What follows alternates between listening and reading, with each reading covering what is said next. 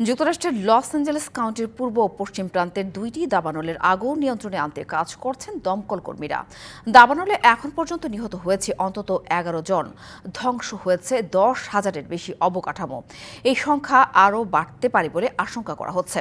এদিকে ক্ষতিগ্রস্ত এলাকায় ব্যাপক লুটতরাজ চালাচ্ছে দুর্বৃত্তরা। পরিস্থিতি সামাল দিতে নৈশকালীন কারফিউ জারি করেছে লস অ্যাঞ্জেলেস কর্তৃপক্ষ।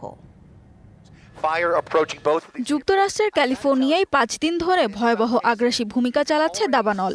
ইতিহাসের ভয়াবহ এ দাবানলের আগুনে এরই মধ্যে পুরো অঙ্গার হয়েছে 34,000 একর এলাকা। আগুনের ধ্বংসযজ্ঞ এতটাই ভয়াবহ যে যুদ্ধ বিধ্বস্ত এলাকার সঙ্গে এর তুলনা করা হচ্ছে। ঘরবাড়ি হারিয়ে এক কাপড়ে বের হয়ে এসেছে লাখো মানুষ। আরও অন্তত 1.5 লক্ষাধিক বাসিন্দাকে নিরাপদে সরে যেতে সতর্ক করা হয়েছে। তবে বাতাসের গতি কিছুটা কমায় শুক্রবার থেকে দাবানলের বড় দুটি জায়গার আগুন নিয়ন্ত্রণে আসতে শুরু করেছে। ক্যালিফোর্নিয়া ফায়ার সার্ভিস জানিয়েছে প্যালিসেইডসের আগুন 8% এবং ইটনের আগুন 3% নিয়ন্ত্রণে এসেছে। কালার এক্সপার্ট, জর্জ স্যাপ এবং মাইল্ড অন হ্যান্ডস টেকনোলজি সমৃদ্ধ অরিক্স ক্রিস্টাল ওয়াশ আপনার এদিকে একদিকে যখন মানুষ আগুন থেকে বাঁচতে লড়াই করছে, তখন ক্ষতিগ্রস্ত এলাকায় ব্যাপক লুটপাট চালাচ্ছে দুর্বৃত্তরা। পরিস্থিতি সামাল দিতে কারফিউ জারি করেছে লস অ্যাঞ্জেলেস কর্তৃপক্ষ। আইন শৃঙ্খলা পরিস্থিতি নিয়ন্ত্রণে রাখতে কারফিউ জারি করা হয়েছে সান্তা মনিকা শহরেও।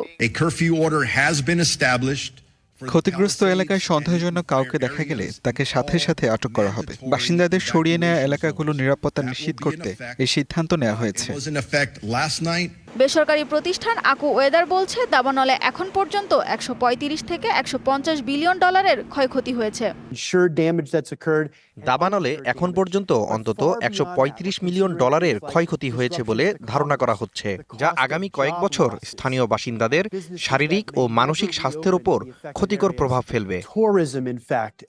এর আগে 2018 সালে ক্যালিফোর্নিয়ার প্যারাডাইজে যে দাবানল ছড়িয়ে পড়েছিল তাতে 12 মিলিয়ন ডলারের ক্ষয়ক্ষতি হয়।